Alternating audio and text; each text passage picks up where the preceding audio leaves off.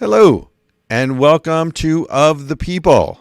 So if I were a conspiracy theorist, I'd look around the world and I would see the chaos.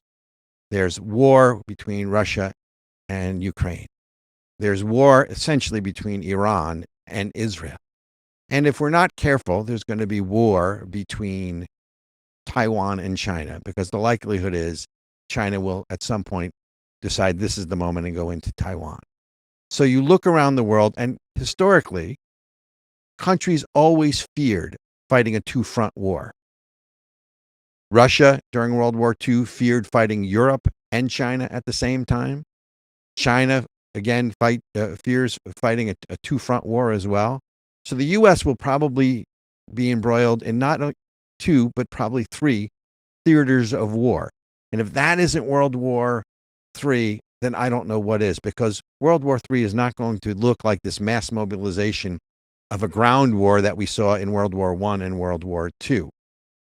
Here at home, at the same time that this is going on, we have an invasion of the southern border. Now, you can call it a lot of different things, but go on Twitter, go look at any media, go talk to anybody who's been to the border. There is an invasion of the southern border.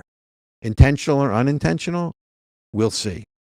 So if I were a conspiracy theorist and the United States was distracted abroad, that would be the time to launch terrorist attacks in this country from the people that are clearly crossing the border, of which we have no idea most of who they are or where they are.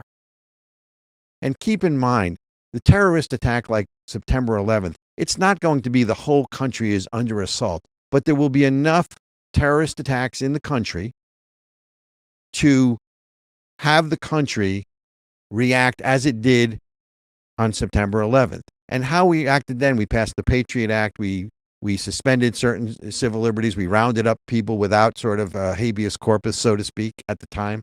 And that's really historically what countries do. At times of terror, in times of crisis or national emergency is what they're going to call it, you suspend civil rights. We suspended civil rights during COVID, right? Because it was a national emergency. But you see, they've played that card already. So they're going to have to find another card to play with the November elections around the corner in 2024. That would be terrorism in this country. And then there's going to be something called martial law. Now, they won't call it martial law, and it won't be everywhere. But they'll call it something else. They'll call it a national emergency, and they'll call it a suspension of your civil rights. I'm not saying they're going to cancel an election, but they're going to affect how the elections are conducted yet again, like they did with COVID. And let's be clear.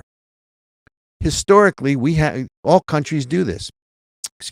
All countries do this. If you look back, there was the Sedition Act under John Adams. World War I had the Sedition Act of 1918, where we suspended rights. Oh, and let's not forget, Abraham Lincoln, during the Civil War, not only did he suspend habeas corpus then, and it was ruled unconstitutional by the Supreme Court post fact, years afterwards.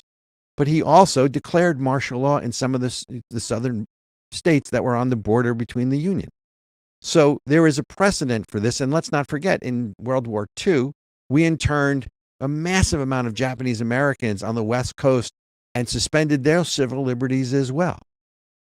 So understand that if I were a conspiracy theorist, that might be what I might see if I looked around the world at Israel, looked around the world at Russia, and looked around the world at what might happen in China, and what certainly, unfortunately, will likely happen here in the not too distant future in the run-up to the 2024 election.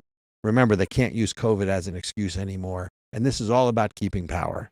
So if I were a conspiracy theorist, that's what I would think.